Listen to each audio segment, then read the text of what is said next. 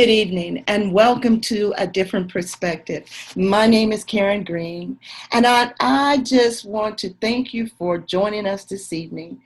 Have you ever thought about what is going on in law enforcement?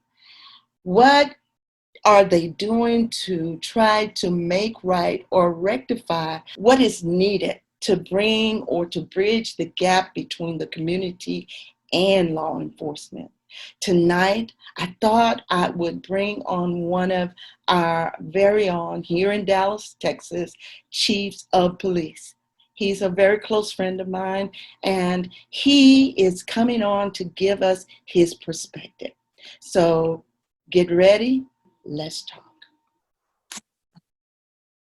Well, as I was speaking right before we chimed in, Chief Costa is going to be with us today. Hey, Chief, thank you for coming and speaking with us tonight. Thank you very much, Karen. It's good to see you again. Always good to join you on any of your ventures that you have going. Well, good. Thank you so much. Listen, the reason I do these what they call segments is because of what we went through in 2020. And, you know, I am about building bridges in the community. I am about unity. I'm about just bringing it all together where we can be, one, in our communities. So this is what this is about. I know I didn't send you a list of things that I was going to ask you, but I just wanted your real perspective about things. All right. All right. Sure. Well, you got that little accent, so I need to ask you where you come from. Tell us a little bit about yourself. So I'm originally from Massachusetts, as you can tell by my southern accent that I have. Right. I came to Texas in 2003. I had retired from the Massachusetts State Police after about 25 years.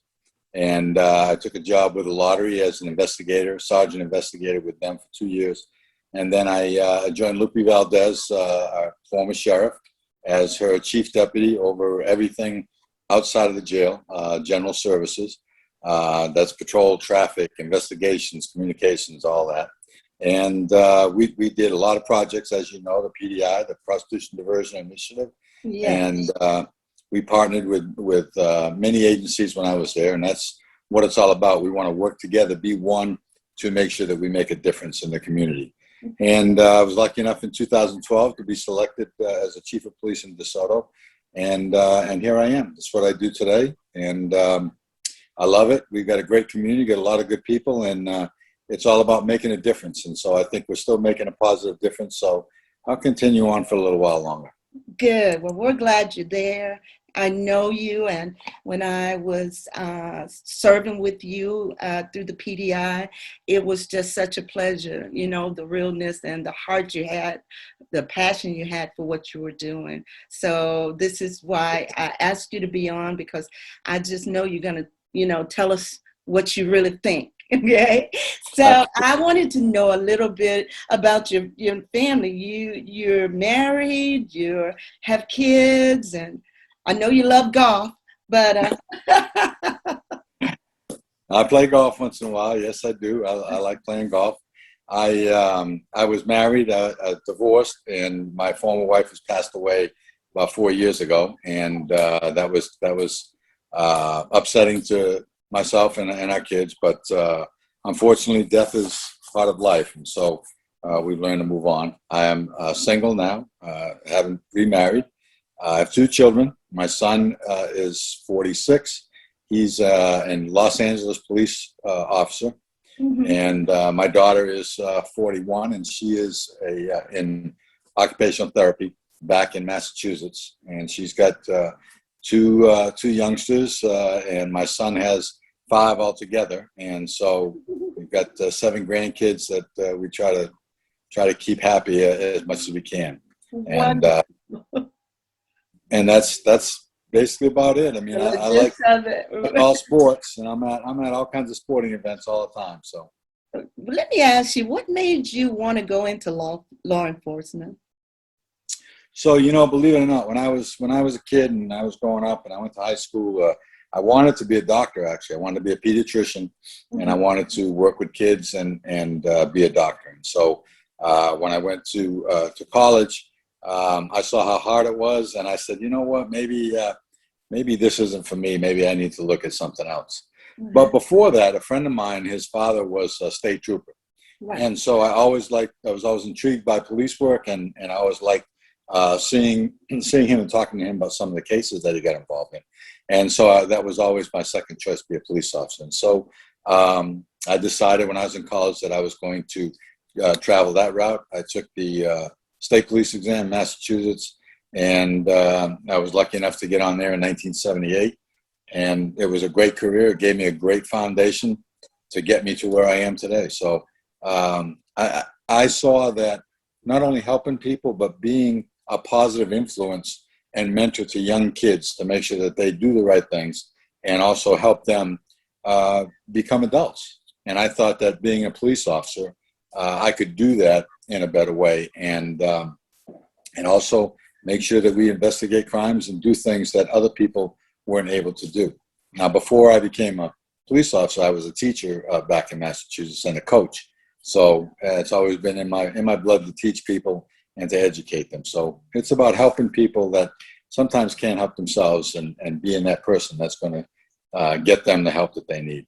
Good. You know, it's so good to hear that, because, you know, just knowing our young people and the state in which they are today, you know, we need more people with a heart to reach out to our young people, because there is such a need today. Listen, I want to go further into this. You know, I really wanted to ask your perspective. This last year with 2020 has been just, oh wow, it's been crazy. And with the pandemic and everything that, you know, came with the pandemic, you know, trauma, you know, deaths, you know, I'm sorry to hear about your wife. But there was just so much that was going on, you know. And one of the things I wanted to ask you was your perspective on how law enforcement through this, you know, this last year has handled the community. I just kind of wanted your perspective about how that, you know, we heard so much. And I know, you know, from your point of view, I wanted to just ask, just wanted your perspective of how they've been handling, especially the Black community. Can I say that? I know Absolutely. I can say that with you. So can I get your perspective on that? Sure. So as you know, our community is 70% Black, African American. And so, you know, that's understanding the culture. When you come to this city, you got to understand the culture, and you have to embrace that, and you have to be knowledgeable about the whole culture and everything that's being done in the city because of our population. And it's about educating our officers and making sure that they understand how to police in this city, because every city is different. No matter what the makeup is, every city is different. We have different things that happen in the city that we have to be responsible for. But the pandemic was something that we all had to really undertake and understand it, so that we could move forward and help the community. If we can't go out and help the community, then obviously who's going to help them? So the police and the fire in the city of DeSoto worked with each other to make sure we were all protected, that our officers and our firefighters were protected, so that we went into a house, if there was a chance of it having COVID or someone in there being infected, that we were protected ourselves, because we can't do our job if we get infected. So we ended up making sure that right away we have enough masks, enough face shields, enough protective equipment, and all the cleaning supplies and everything we needed. We had a meeting, and I set a whole list of what we needed, and we had our guys go out and get all that so that we could be protected. We bought some new equipment so that we could clean our cars and clean our office areas, and we continued to do that to try and stay disinfected within our own community. And, you know, we ended up working with the city to make sure that we kept the rest of the city functional. We ended up having to let some of those people, like in records and our administrative staff, go home and work from home. And with Zoom and with GoToMeeting and all these other things, I'll tell you, it worked out great. There's a lot you can do. There's some things you can't, but for the most part, you can get through the day and accomplish some things having these kind of meetings and working in that kind of environment. So we had to change the way that we policed and the way that we did things out on the street. When we interacted with people, we had to really be careful for ourselves, and we also didn't want to catch something unknowingly and spread that to the community. We had to make sure if someone in our department got infected or came down with sick, either from the family or from the job, that we protected everybody else on their shift. We had to down a whole shift one time, and so we had to put in plans for if somebody gets sick and what do we do the rest of the shift. So we had to develop a whole new way of working and always have a contingency plan. And there wasn't a whole lot of traffic out at first when everything was down. So traffic enforcement was to the nil. We had to talk to our other agencies because we have the regional jail and tell them that we wanted to limit our contact with the community so that we didn't spread the virus and that we didn't bring that into our facility. So we just about stopped arresting anybody for anything unless it was really egregious or something that was violent or something we had to under family violence. So the jail was kind of clean and was not populated that much. So we really had to change the way that we did to protect ourselves, but also protect the community. And we did pretty well at it. I hear you talking about, you're in DeSoto, you're the chief over DeSoto Police, and you did what you needed to do for your community. You did, to make sure your law enforcement, your police officers were safe, as well as the community. And I hear you saying that. I wanted to just kind of get your real opinion about the things that we were hearing across our country, that in other states and community, how law enforcement were handling in the Black community. It was just a little rough. There was rioting, there was protesting, Yep.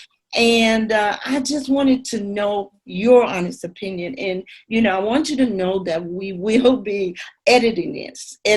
So if it's something you want taken out, I will. But I really want your honest opinion. This is the reason why I called you, because I knew you would tell me your honest opinion about what's been going on.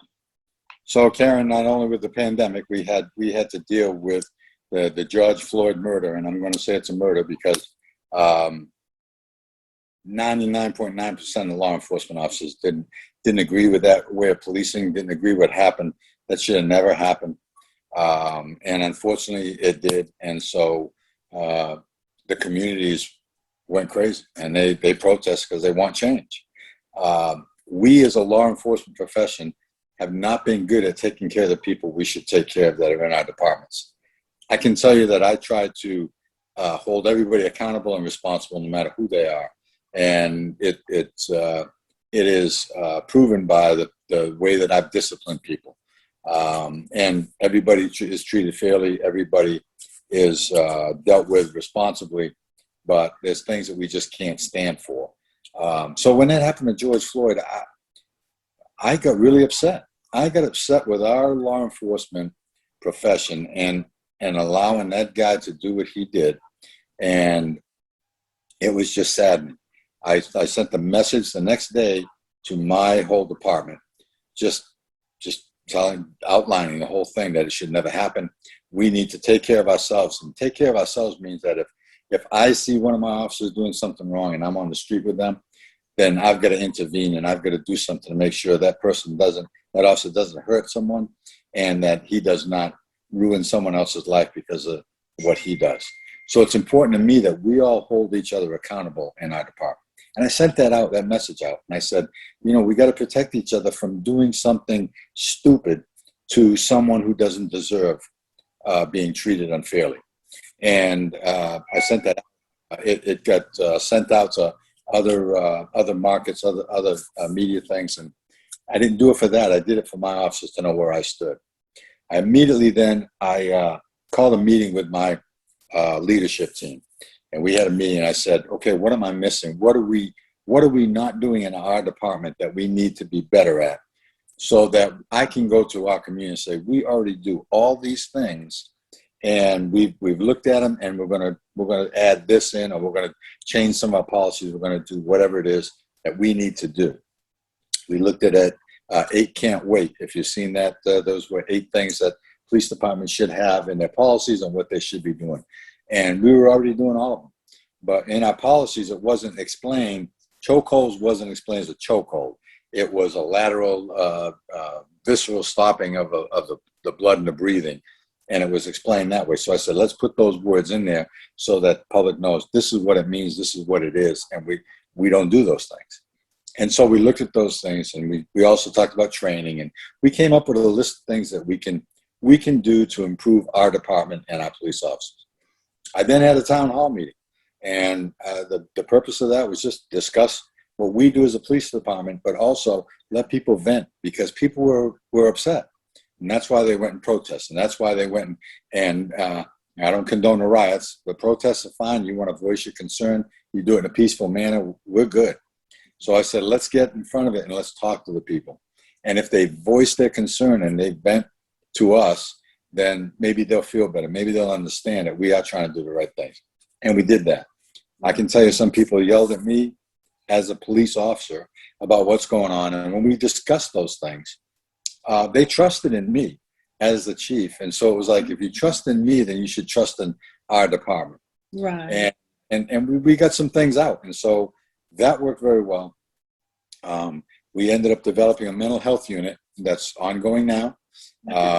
And we ended up developing a citizen police advisory committee that's ongoing. It's been a little rough starting because of the members coming together and not having enough, but we did that. So in the last year, we've done a lot in our department, even though we have a good department, to change some things, to bring more transparency and gain more trust of the people that don't have any trust in law enforcement. It's not about defunding the police. It's about putting some money in the spots where we need to do it to make our jobs better and to make the community better. And if we don't work together with the community, it's not going to happen. So I think that we have done some things over this past year and a half to better our department and better our community. So, you know, I really don't condone those types of police officers like Chauvin. He got what he deserves. Hopefully he's going to get a long sentence. That wasn't right. And we need to take care of ourselves better than what we have. I think you're going to see that moving forward, Karen. You know what? When they had the shooting, when the police officers were shot in Dallas, I was out of town, but I had heard about it, and I went on media. I went to my Facebook page and I began to talk about the officers that I encountered when I was out there with the PDI. I encountered officers that cared about their community, cared about those women we were serving in the community, right, doing the things that needed to be done to make the difference in their lives, So I wanted to just personally say my perspective of those police officers, and they were running to, I seen them running to the, right, the trouble, not running from the trouble. And I just commend them for that. And one of the things I really wanted to just, let the viewers that come on and listen, I wanted them to know that, everybody's not like what we see across the country. There are a lot of good men and good women that are judges, police officers. They serve in the jails. They are good people that mean well, So we always have those bad apples, and we can't let just one bad apple spoil the whole batch, Nope. So that is something that we really need to talk about. We needed to just really just bring some understanding so the community can begin to heal. Right. So one of the other things that I was telling you, you were just saying, what did we need to put in place? Yeah.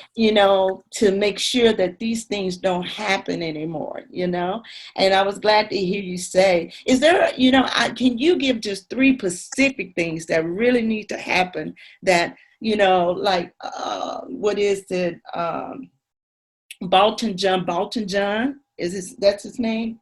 Botham Jean, yeah. Dalton Botham, Dunn, Miss Taylor, we lost women. I yeah. just things that we really need to put in our country, throughout our country in place to make sure these things don't happen. I was hearing how you said that you brought that town hall meetings together. I know people are ready to talk, but just three things that our country, as a country, I know what you're doing and you're doing a great job. But our country, just three things that we really need to put in place that we know that these things, well, we can't hold everybody accountable, huh? But if we put three things, can you give us three things that you think that would make the difference in our country? Wow. Three things that'll make a difference in our I country. know we're going to start at the White House, but no. I'm I sorry. think I think the big thing is that, and we may never see it, but we may see some of it. I think that the Republicans and Democrats have to get together and make decisions across those party lines and not be divided about law enforcement, about people's rights, about some of the things the big things constitutional rights, things of that nature. We have to come together. There has to be a solution on what we need to do to protect everybody and to make sure that we work together. And there's things that they can be divided on, but the big ticket items we've got to be together on. I think the second thing is guns. We know that they're trying to outlaw guns, they're trying to do things. I think we have to come up with some type of a solution where if you're a violent person and you're caught with a gun, there has to be something to hold them accountable for, because you outlaw guns, as they say, only outlaws are going to have guns. And right now they want to do constitutional carry, which I think you're going to see if the governor signs it, if he hasn't already. So that means that anybody can carry a gun, Karen. You don't have to be licensed. That's crazy. No. Yeah, and the police are against that because it's just everyone's going to have a gun. Everybody's going to be shooting at each other, and we don't want that. So somehow we have to control that better. I don't have the solution, but I think if we put some of the smarter minds in place and come up with some type of a plan, I think that we'll be okay. Yeah, I think that we can move forward. But it's not banning guns and taking them away from law-abiding citizens who want their guns. But we have to do that. So that's two things. The third thing, I think that we as community have to treat each other better. Yes. We're fighting with each other. We're upset. It's like, if there's a problem, let's look for a solution and work together to get that solution. If you have to protest and you have to march and you have to bring awareness to whatever situation it is, then let's sit down and talk about it and let's work that out. We've done a bunch of things in the department. We've done a bunch of things in the city to be better. If all cities would look at some of those things, they would be better too. And law enforcement has to get better. But I think as a community, we have to be better treating each other better. Mm-hmm. And so there's three things that I think that if those things were put in place or developed, that I think that we would at least have a better society and hopefully more peaceful. Well, I'm hoping that you don't ever retire. I'm getting older, so I mean, that day's got to come at some point. I know, I know. But you have said some great things, and just some good perspectives that we can think about. One of the other things, I'm going to ask, I'm spiritual, right? Yeah. And I just want your spiritual perspective in this time in our country. I know that we have a lot of people that really didn't have anything to hold on to, but I just want your perspective spiritually, because that's something I ask everybody when they come. Absolutely. Absolutely. I'm a Catholic, and I was brought up Catholic. and I enjoy visiting other churches and other services, as I have since I've been a police chief and before when I was at the county. I kind of broadened my spiritual knowledge, if you will. I like to see what other churches do, what other people are doing in their churches. Much different than the Catholic religion, but it's always interesting to me that everybody has some type of spirituality, and it's pulling that out. And that kind of brings people together when you talk about church, and you talk about their congregation, you talk about what brings you together, and why can't we spread that across other religions and make sure that we bring each other together. So, I pray a lot. I believe in Jesus. I think that's what I want to know. That's what I want to know. Your heart about the Lord. Oh yeah, absolutely. I mean, I don't show it a lot, but I keep a lot of things in. But I have a very big spirit, because if you can't rely on your faith, then I'm not sure what else you rely on. But no matter how bad things get, like you said, they may not have had anything, some people, but they rely on their faith, and they pray together, they stay together, they trust in the Lord to provide. And sometimes people don't believe in that as much as they should. But when things happen, and I look at people and say, things happen for a reason. When different things happen, or you meet somebody and it works out to someone's advantage, and you say, this just didn't happen. It happened for a reason. And I base that back on my spirituality and what I believe in, and say, there's got to be someone up there watching us and seeing what we do. Right or wrong, we know that we got to answer to them at some point in time. And if you don't have your spirit about you and your religion, then I'm not sure what you rely on or what you trust in. You have to have that. So, yeah, I believe in Jesus. I believe in the Lord. I believe that there is a higher power, and that at some point in time, we're all going to visit him or her, and we're going to have to answer for what we did, but we're also going to be taken in, because that's what it is, all forgiving. So that's important in our lives. Amen. Amen. I love you. I do. Well, I love you, Karen. And when you call me, I'm available to do whatever you need, as long as I can fit it in. And I know that if I call you for something, that you'll be there too. So that's right. What it's all about. You know that, right? Yeah. Depending on the people that we become friends with. So. That's right. Well, listen, thank you so much for coming on and giving us your perspective. I just heard so much, and it was very enlightening. So I thank you so much, Chief. And we just speak blessings over you. You know that, right? I know that. And that works both ways. Yes. I you too, and I think that you're doing some great work, and all that you do for people. I've seen you firsthand, and that's important. We've all come from somewhere, and we all got to remember that. Yeah. And when we deal with other people, it's like, okay, it's not because I'm a police officer, it's because of what I feel in here. And I know that you've got a big heart, so I appreciate that. Yes, sir. Well, thank you so much. God bless you. Have a wonderful evening, and I will talk to you soon, okay? Absolutely. All right. Take God care. bless you. Bye-bye. Bye-bye. God bless you.